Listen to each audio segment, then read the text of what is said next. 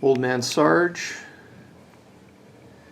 back with the army that it's going to face my opponent on the upcoming Tuesday, or at least that's the plan.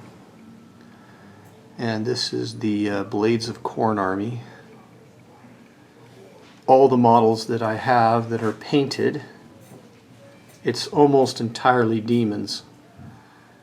So the plan is, first, the battle traits are pretty much your standard battle traits. You get blood tithe points for killing units and for having your units killed. And there is one other or a couple other ways to get them as well, depending on how you set your army up. The battle formation, the only one that really makes sense for this is, in my opinion, because everything else is bloodbound or Blades of Khorne cavalry. So the only one that makes sense is strength through slaughter, which is murder host, which when your friendly non-monster Blades of Khorne demon uses a fight ability, it has a 5+ ward instead of a 6+ ward. So that should come into use with these guys. The heroic traits, I think the one I was thinking of taking is Relentless Hunter. So I get to move it 6 inches instead of 3 for the Murder Lust ability. And the Murder Lust ability costs 1 tithe point to use. Artifacts of Power, I'm pretty sure that I have decided on the Halo of Blood. No, wait, I decided on the Argath, the King of Blades. The reason is that it seems to be the most useful, because I don't think my opponent necessarily will have things that will take away my points or my control score or hit rolls or wound rolls. I think the only thing I can really do is take his ward away. So that's the plan. Thank you. As far as like the army goes, I'm taking a bloodthirster.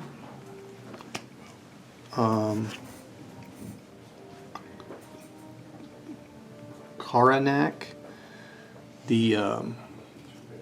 taking him. He's the dog over there. He's a separate regiment. Fleshhounds will be in Karnak's regiment, and I believe he can only take Fleshhounds. So I'll have 1 unit of Fleshhounds in Karnak. The Bloodthirster is going to have a unit of 20 bloodletters, a second unit of bloodletters, 20 of them, a third unit of bloodletters, 10 of them, so 50 total. He will also have this guy, this Bloodmaster, in there as well. There he is, the Bloodmaster. And then the final regiment, so I'll have 3 of them, will be a Slaughter Priest. I have 2 of them painted up, but only one of them's coming to the game. So the Slaughter Priest, of course, will be sitting on the throne, the skull altar, and then he can summon these three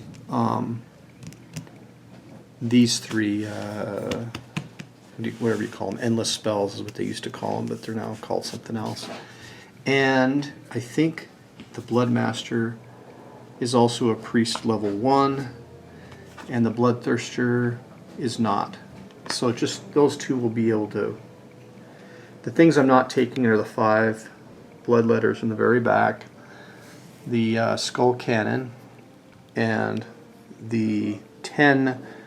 The 1 unit of 10 on this side. So I have 15 bloodletters that aren't coming, the skull cannon, and 1 slaughter priest. Everything else is basically 2,000. There's like 1,990 points.